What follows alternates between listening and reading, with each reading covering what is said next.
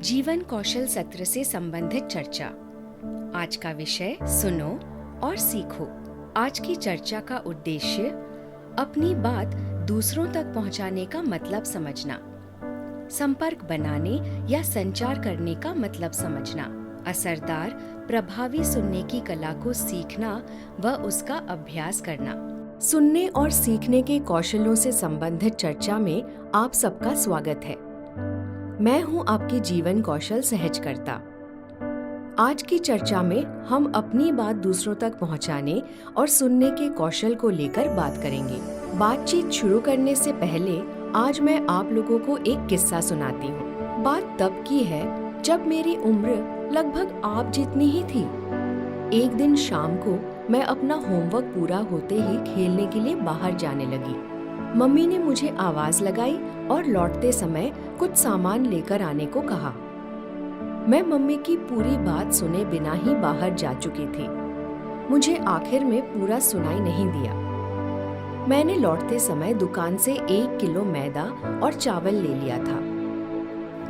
घर जाकर जैसे ही सामान मम्मी को दिया तो पता चला कि मेथी और टमाटर मंगाया था। सोच सकते हैं कि ऐसा क्यों हुआ होगा?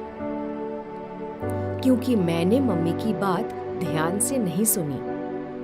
जल्दबाजी और दूरी के कारण भी सुनना बेहतर नहीं हो पाया और हमारे बीच अच्छा संपर्क नहीं बन पाया। कभी-कभी आपने देखा होगा कि सुनने वाला दूरी पर होता है या ध्यान कहीं और होता है, तो सुनना बेहतर नहीं हो पाता है। हाँ, एक और जरूरी बात, ये जरूरी नहीं कि बातचीत के कारण ही संपर्क अच्छा हो। बिना बात किए भी एक दूसरे के हाव भाव समझकर या धैर्य से सुनते हुए संपर्क बनाया जा सकता है।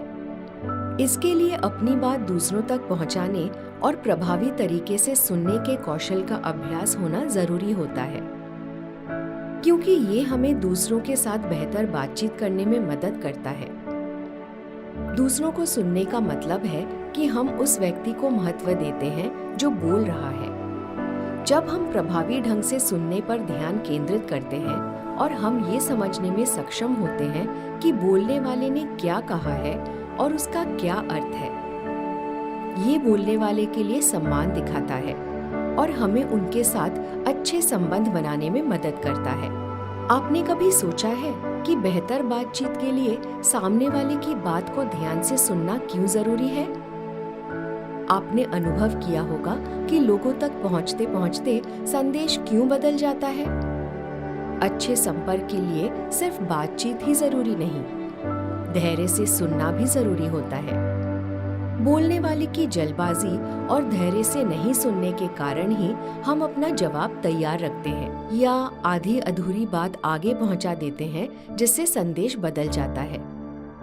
यदि हम किसी की बात ध्यान से सुनते हैं तो हम आत्मविश्वास के साथ अपनी बात रख पाते हैं। हम ये भी समझ पाते हैं कि आखिर वो क्या कहना चाहता है। ध्यान से सुनकर हम सामने वाले को महसूस कराते हैं कि हम सामने वाले को सम्मान देते हैं, उनकी कद्र करते हैं। अब मैं आपको अच्छे से सुनने के कुछ तरीके बताती हूँ। कम बोलें और ज्यादा सुनें। बोलने वाले की बात पर ध्यान दें। बोलने वाले से नजरें मिलाएं। खुद को बोलने वाले की जगह पर रखें और अच्छा बर्ताव करें। समझ नहीं आने पर सवाल पूछें। सुनी हुई बात को दोहराएं जिससे लगे कि आपको बात समझ में आई है।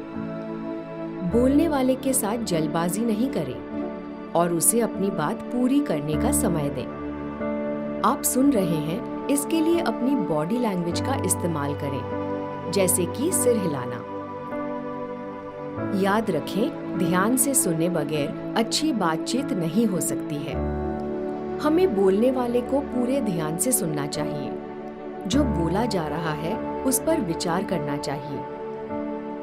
हमेशा ये कोशिश करनी चाहिए कि आप अपने दोस्तों, परिवारजनों और टीचर्स की बातों को ध्यान से सुनें। दोस्तों, मैं आशा करती हूँ कि आपने आज अपनी बात दूसरों तक पहुँचाने और ध्यान से सुनने के कौशल के बारे में सीखा होगा और इसका उपयोग आप अपने जीवन में करेंगे। आप ध्यान से सुनने के किन तरीकों का उपयोग करते हैं? आप अपने अनुभव भी साझा कर सकते हैं। अगर हम कोई बात ध्यान से नहीं सुनते हैं, तो कैसी परेशानियां आ सकती हैं? अपने जवाब हमें अपनी आवाज में रिकॉर्ड करके या व्हाट्सएप अथवा लिखकर भेज सकते हैं।